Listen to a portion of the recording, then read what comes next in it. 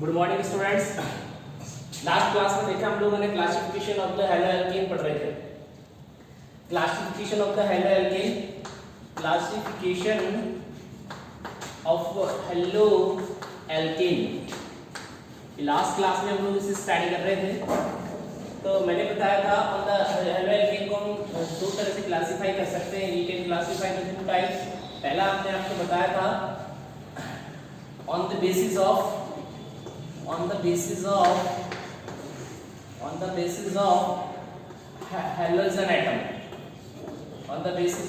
atom, and second was the on the position of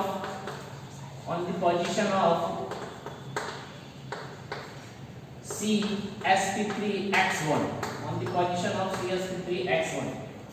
halogen atom के आधार पर मैंने आपको बताया था ये तीन तरह के हो सकते हैं। पहला था मेरे पास था monohaloalkane. First was the mono halo alkane मैंने आपको बताया था जिनमें एक हेलोजन एटम्स होता है वो मोनो हेलो एल्केन कहलाते हैं। उसके बाद में मैंने आपको बताया था डाई हेलो एल्केन का मतलब होता है जिनके अंदर दो हेलोजन एटम्स थे, उन्हें डाई हेलो एल्केन्स बोला था। उसके बाद मैंने आपको बताया था पॉली हेलो एल्केन का मतलब था कि जिनके अंदर मोर देन टू होते हैं, पॉली हेलो एल्केन कहलाते हैं। For example CHX3, CHCl3, CHBr3 ये पॉली हेलो एल्केन था। CCl4 ये भी क्या था? CCl4 ये भी एक पॉली हेलो एल्केन था। अब हम डाई हेलो एल्केन को बताया था मैंने कि डाई हेलो एल्केन्स थे ना, तीन तरह के थे डाई हेलो एल्केन्स। पहला था मैंने उसे कहा था जैम, दूसरा था उसको मैंने बताया था विसिनल, और तीसरा था वो मेरे पास था अल्फा ओमेगा डाइहैलाइड। तो on the basis of the halogen atom, halo alkanes are three types. First is the mono hello alkane, halogen atom single होगा। डाई हेलो एल्केन जिनके अंदर दो हेलोजन एटम हो, डाई हेलो एल्केन कहलाते हैं। Poly halo alkane जिनमें more than two हो, poly halo alkanes कहलाते हैं। उसके बाद में डाई हेलो एल्केन को तीन तरह से क्लासिफाई किया था हम लोगों ने। फर्स्ट था जैम डाइहैलाइड, दूसरा विसिनल और तीसरा alpha omega.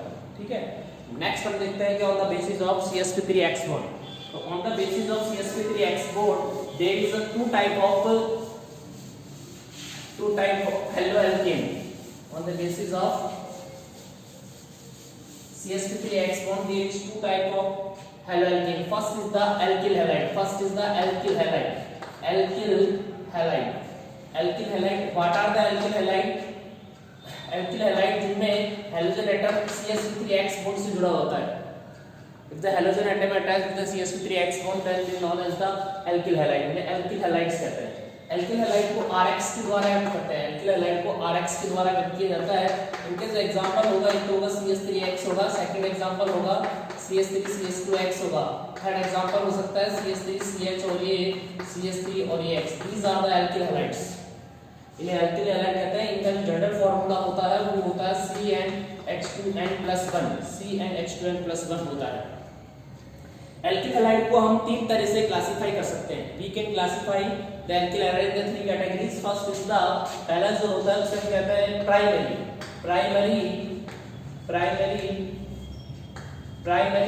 alkyl halide। First is the primary alkyl halide। Second is the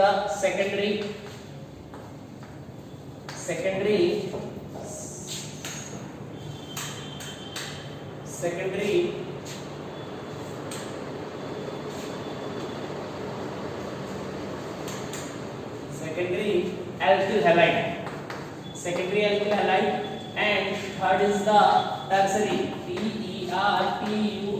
tertiary alkyl halide। तो प्राइमरी alkyl halides क्या होते हैं? प्राइमरी alkyl halides का मतलब होता है इनको कहते हैं P, primary alkyl halide P, secondary alkyl halide S, और टर्शियरी alkyl halide को T लिखा जाता है।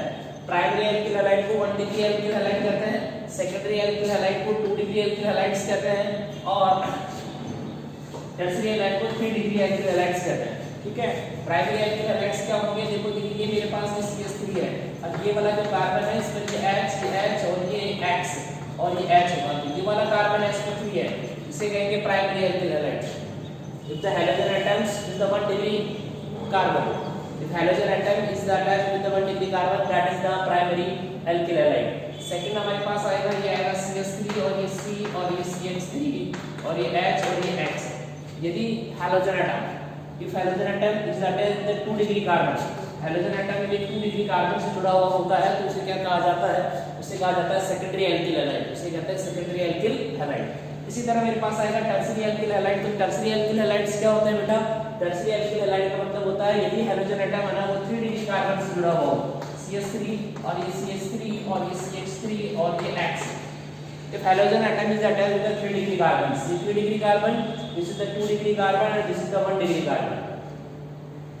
Primary alkyl halide, secondary alkyl halide, tertiary alkyl halide. If halogen atom is attached with a 3 degree carbon, if the halogen atom is attached with a 3 degree carbon, if the halogen atom is attached with a 2 degree carbon, if the halogen atom is attached with a 1 degree carbon, this is the primary, secondary and the tertiary alkyl halides.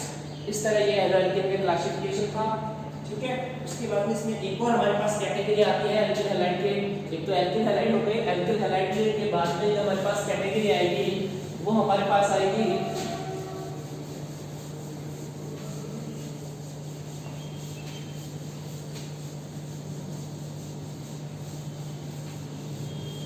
Second जो हमारे पास category आती है तो that is allylic halide. Allylic halide आते हैं।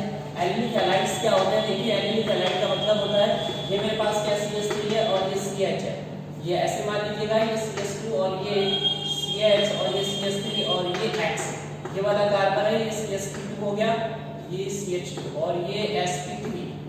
If halogen atom is attached with the sp3 carbon, and this carbon is attached with the 2 degree carbon, double bond वाले carbon से जुड़ा हुआ हो, ये हाइड्रोजन है, ये वाला हाइड्रोजन इस वाले कार्बन से जुड़ा हुआ है, ये वाला कार्बन यदि इस डबल बॉन्ड वाले कार्बन से जुड़ा होता है तो इसे क्या कहते हैं? इसे कहते हैं एलिलिक हैलाइड्स कहते हैं। इसे एलिलिक हैलाइड कहा जाता है, ठीक है। इसका एलिलिक हैलाइड कहा जाता है। इसका एक और एग्जांपल हम देख सकते हैं एलिलिक हैलाइड का, जैसे कि मैंने ये लिख दिया और यहाँ पर मैंने X लगा दिया तो ये एलिलिक हैलाइड है। ये एलिलिक हैलाइड इसलिए है कि ये वाला कार्बन है, ये कार्बन sp3 है और ये वाला कार्बन है डबल बॉन्ड से जुड़ा हुआ है, तो ये एलिलिक हैलाइड्स होगा, इन्हें एलिलिक हैलाइड्स कहा जाता है। तीसरा हमारे पास आएगा दैट इज वो आएगा हमारे पास बेंजीलिक हैलाइड। तीसरा जो हमारे पास होता है उसे कहते हैं बेंजीलिक हैलाइड्स कहते हैं। देखिए बेंजीलिक हैलाइड्स क्या होते हैं? बेंजीलिक हैलाइड की अगर आप बात करते हैं तो बेंजीलिक हैलाइड्स हमारे पास क्या होते हैं बच्चों? तो बेंजीलिक हैलाइड की बात करें तो ये मेरे पास क्या होता है? ये मेरे पास इस कार्बन है, इस कार्बन के ऊपर क्या लगा हुआ था? ये CH3 लगा हुआ है और यहाँ से ये जो होता है इसे टॉलुइन कहते हैं। क्या कहते हैं? इसे टॉलुइन नाम दिया जाता है, इसे टॉलुइन। अब इसमें कंडीशंस होती हैं, इसमें कंडीशन होती है इसमें से आपको H रिप्लेस करना है। अगर आपने इसमें से आपने यदि एक H को रिप्लेस किया, एक H को हटा दिया तो आपके पास क्या बनेगा? ये बनेगा, ये आपके पास जो बनेगा इस तरह की पोजीशन बनेगी CH2, ये पोजीशन होगा। अगर आपने यहाँ से 2H को रिप्लेस कर दिया, अगर आपने यहाँ से -2H कर दिया, 2H को रिप्लेस कर दिया तो आपके पास जो पोजीशन आएगी वो इस तरीके से आएगी, ये CH, ये X और ये X। और यदि आपने यहाँ से 3H को रिप्लेस कर दिया तो यहाँ से क्या आएगी आपकी? यहाँ से जो पोजीशन आएगी वो आएगी C और ये इस तरह की पोजीशन आएगी।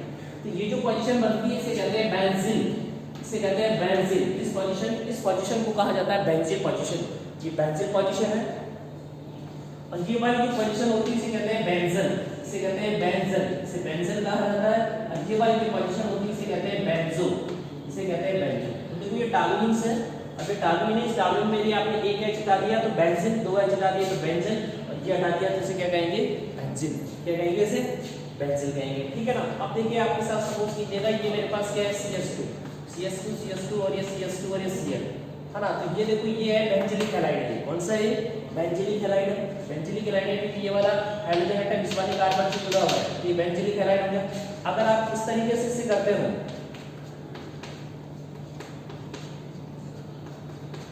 इसको मैंने कहा बेंजीलिक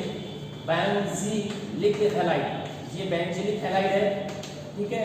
और इसको मैंने कहा ये मेरे पास आ जाएगा बेंजन हैलाइड, ये बेंजन हैलाइड है। और यदि आप इस तरीके से करते हो और यदि आप इसको इस तरीके से करते हो Cl एंड Cl और ये Cl, तो ये बेंजो हैलाइड है। तो कौन सा है? ये बेंजो।